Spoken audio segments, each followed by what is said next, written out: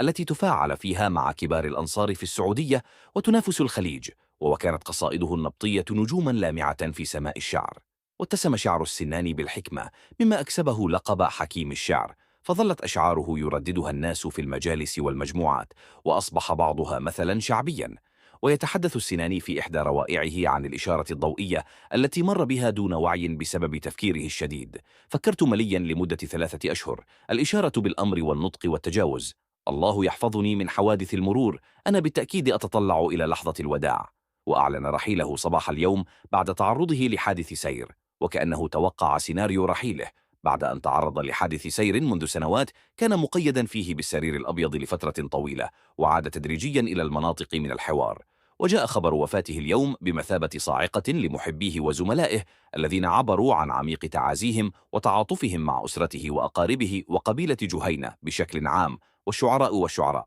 وقال الشاعر مصلح بن عياد الشلاوي: نتقدم بأحر التعازي وصادق المواساة لقبيلة جهينة والمجتمع الشعري عامة في وفاة الشاعر بخيت بن مضاح السناني رحمه الله، وأدخله فسيح جناته. كما نتقدم بتعازينا لأسرة وأحباء الفقيد رحمهم الله.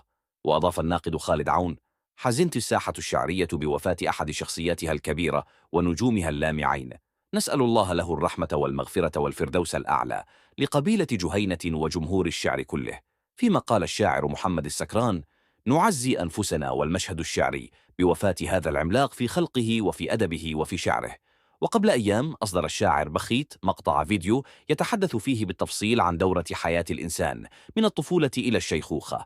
الإنسان يشق طريقه بالضعف، ومن الصعب عليه أن يعيش حياته إذا لم يضمنها لأول مرة في حياته أحب شاكي، الله يرجعه لمن يعاني منه. لقد كتب بشكل جميل عن الندم بعد الخطأ. في بعض الأحيان ترتكب خطأ غير مقصود، ومهما كان مستحيلا فهو يعتبر فوضى فارغة.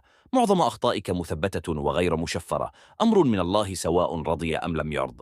أسلم إلى ربك واقبل الأبيض والأسود. ليس لدي أي اعتراض على حكم الله، ويعتذر الظفر دائما ويكتسب التغذية حتى لو كانت أخطاؤك دائما حوادثي. وعن الدفاع عن حقوق الشعراء خاصة على منصات التواصل الاجتماعي وما يتعرضون له من اعتداء، قال الصنعاني: هذا هو تويتر، بنك بلا حارس، لا يوجد برنامج يحمي الحقوق القانونية. لقد ارتديت قلادة الماس عدة مرات، ويأتي الصباح على رقبة السلوقي. ومن موائده المشهورة في الحوار أنه يتضرع إلى المولى عز وجل بقوله: إلا يا الله يا رب البرية، يغفر الذنب ويغفر الذنب، سامحني ولا تغضب منه. وصلى الله وسلم على الهادي.